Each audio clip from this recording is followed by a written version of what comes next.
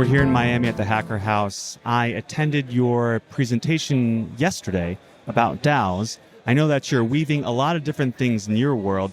Tell us, what are you weaving? Right now, the things I'm most excited about are, of course, DAOs and everything that comes with them. There's many verticals in that space. So there's humanitarian DAOs, art DAOs, DApp DAOs, all these things. So within DAOs, those are being woven. And then I'm also just weaving different themes into the idea of launch pads and just the things that people can launch. So I've got the DAO launcher, AstroDAO. And then I also have an NFT launcher, Tank, which is just a way to do generative art projects. So the idea behind the launchers being give the ownership of the thing that gets launched to a person, and then it's all theirs, and allow that to be reproducible, and that will allow platforms to be more decentralized and less in the hands of the original creator or the conglomerate or something like that. I'm thinking about a launch moment that I'm going to have in 2024. I got a ticket to go on a balloon to 100,000 feet to the stratosphere. I'm pretty excited for that launch. There's all different types of launching experiences. I kind of look at it as going from 0 to 1. Why are you in the business or the building mode of launching? What about launching, helps you gravitates you professionally to this area? Yeah, I guess throughout my career, I've always been about the idea of cultivating space to enable people and help them rise. So early on in high school and middle school, I was doing zines, doing scanlation of manga, things like that, and then got into running music labels, got into running art collectives, and it's always been about just making space for amazing things to happen. And what launchpads do, at least the ones that I'm working on right now, is to do that in the Web3 space and make crypto more accessible to people.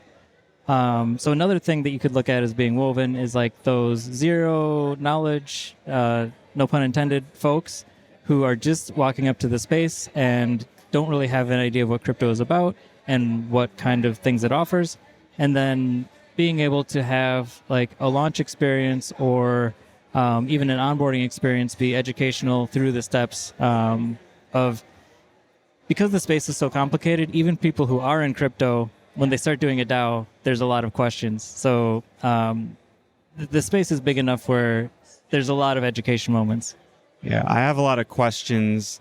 And in launching a DAO that I'm a part of, which has a lot to do with accessibility for blockchain technology, courses and curriculum, and getting it to Title I students across the United States of America and across the world, to teenagers that are curious, how can I get into it? How can I do this all the time? When I get older, and helping to provide some launch moments or little launch experiences. I definitely want to talk to you more. So what launched your career into Web3? What was that launch moment for you? Yeah, I mentioned the art and tech, kind of the nonprofit organization I was running. So that's called Codame. It's been running. Codame. Yeah, Codame, Codame. So that's been running for 10 plus years now. And when COVID hit, we had to transition from doing in real life, nightlife experiences with interactive installations and workshops and all that kind of stuff to going online and finding a way of sustaining and supporting the artists as COVID was forcing everybody to be isolated. What that meant was we did a lot of online programming, online galleries, and things like that. And our curator that year, Lisa Kolb, was like, hey, try out NFTs. These things are interesting. We said, why not? We're always about new technology, trying things out. And it went great. We had more sales in 3 months than we had in the previous 10 years combined. And from there, it was talk about pretty, a 30x. Yeah, it was transformational. So Codame has never been about one technology. So we're not like an NFT collective or something like that.